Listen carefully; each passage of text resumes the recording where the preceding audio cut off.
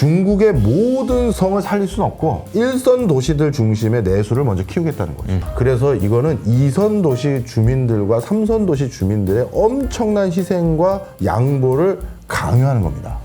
이 얘기는 달리 말하면 이제 다 살린다라는 뻥 아닌 뻥도 실현할 가능성이 없어진 거죠.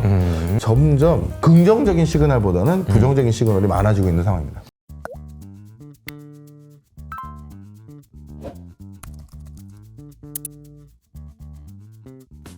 그러면 우리 이제 결국 미국이 이렇게 나오는 트럼프가 이렇게 나오는 이유가 중국 때문이다라고 네. 한다면 미중 패권 전쟁의 양상은 최근에 어떻게 전개된다고 봐야 될까요? 아직까지는 백중세에서 미국의 약간의 우위 저는 이렇게 평가합니다.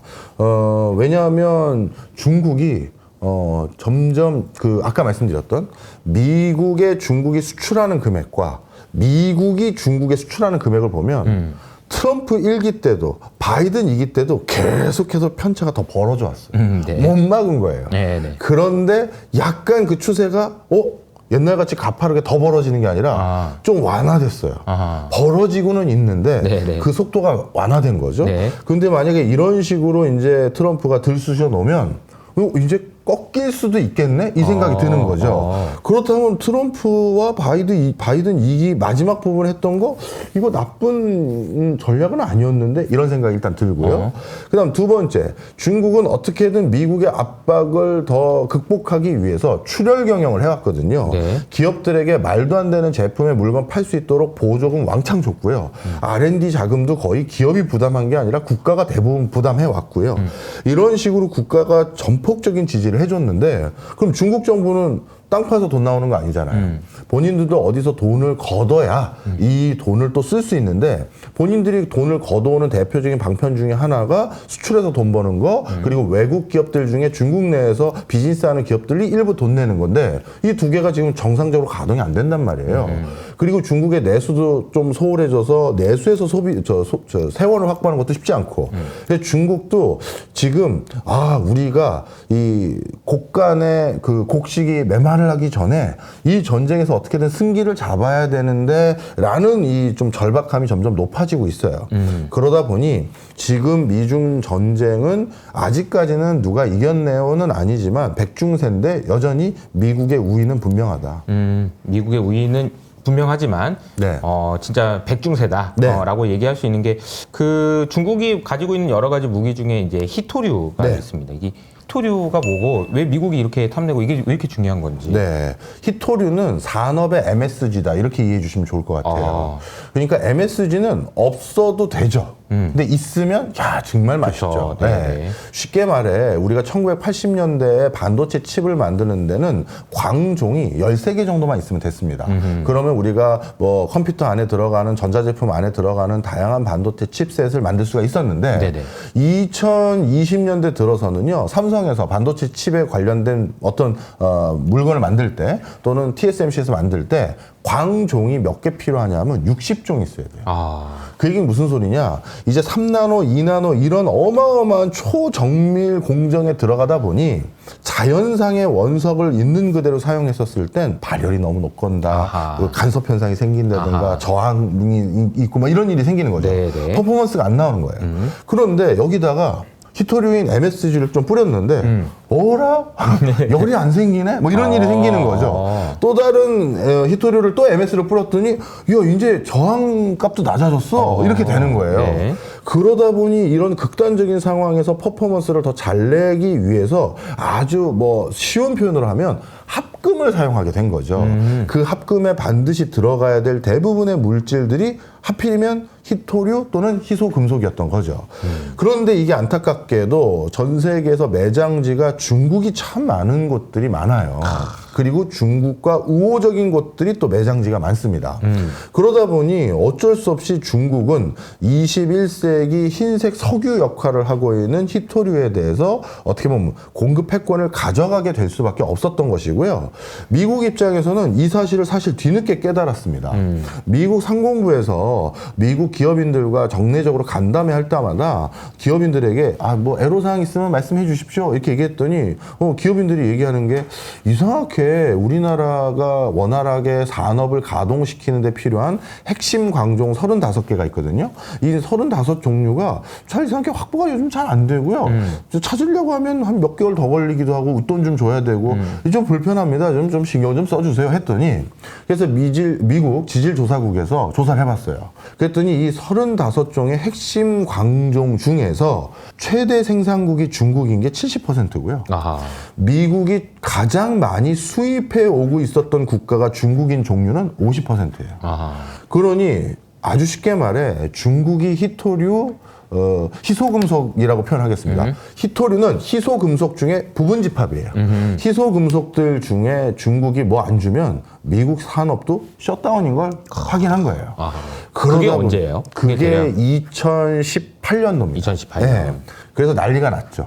야, 이건 이제 큰일 났구나. 그래서 첫 번째로 했던 조치는 야, 그러면 다른 데서 사와. 이걸 왜 중국에서 사와? 해서 다른 데 조사해 봤더니 좀 매장량 많고 싸게 만들어줄 수 있는 나라. 뭐 만드는 건 정제는 또 중국이 혼자 다 하는데 그냥 캘 수 있는 것들을 찾아봤더니 브라질, 그다음에 러시아, 남아공, 인도 다 브릭스 국가예요.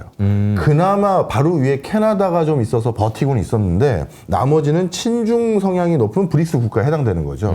그래서 다른 수입선을 찾기도 쉽지가 않고 그래서 새로운 광구 개발 사업을 또 본격화해 봤는데 중국이 이미 광구 개발에 계약을 싹쓸이를 해놓습니다.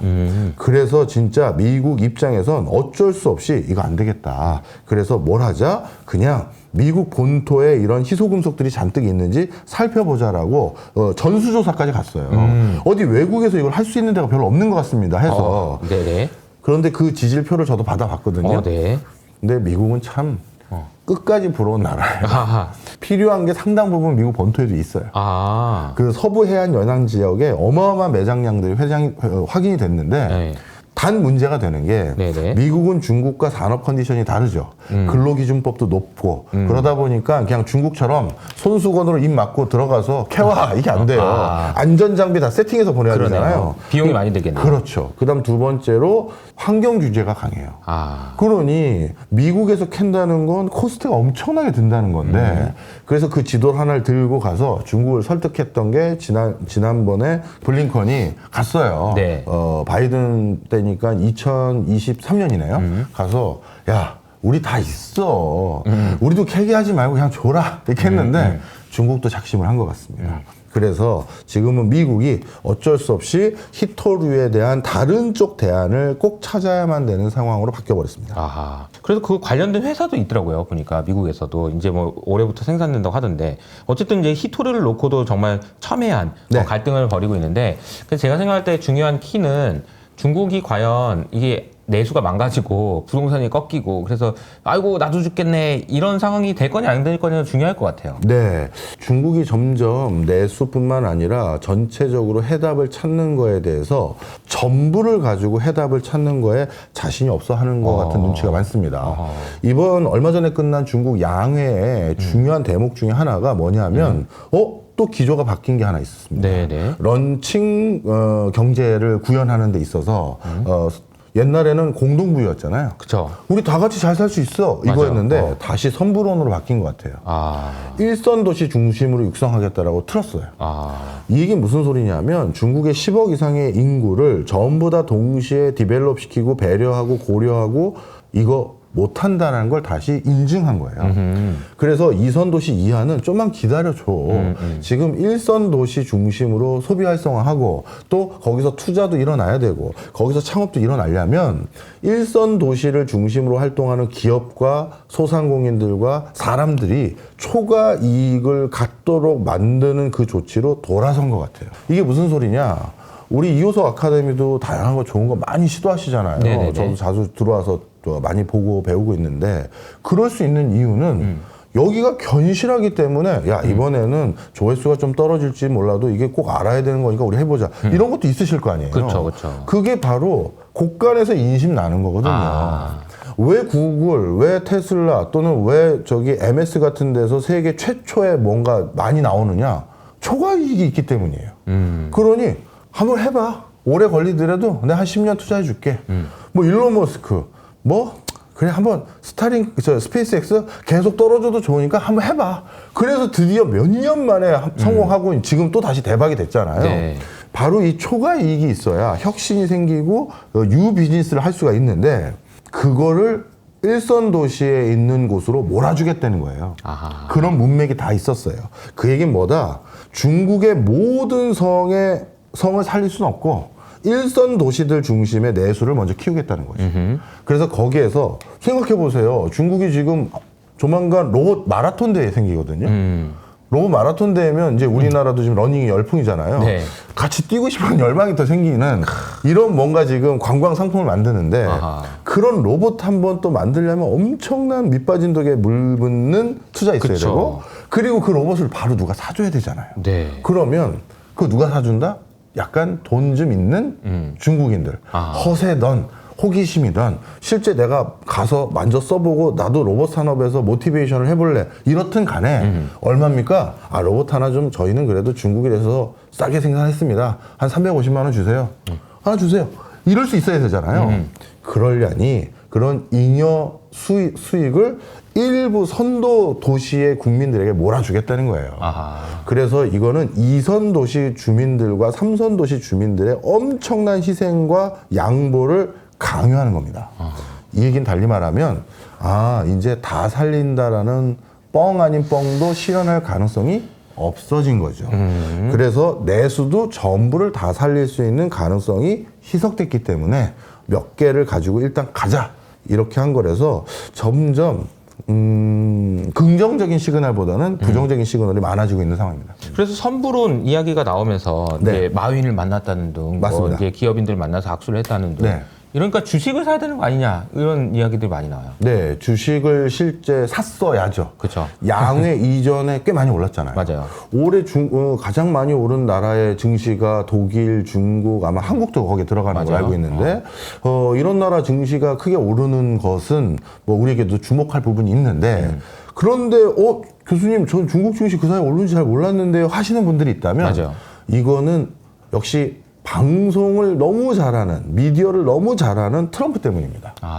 양회의 다양한 희소식을 묻히게끔 그 이벤트에 맞춰서 자기가 중국발 악재를 발표해버렸어요. 아하. 중국에나 이런 관세 때릴 거고 중국에게 이렇게 압박할 거고 야 니네들 동맹국들 너희들 이런 관세 때릴 거 알아도 중국 때문이야 이런 뉘앙스의 발언들이 거기에 맞춰졌고요.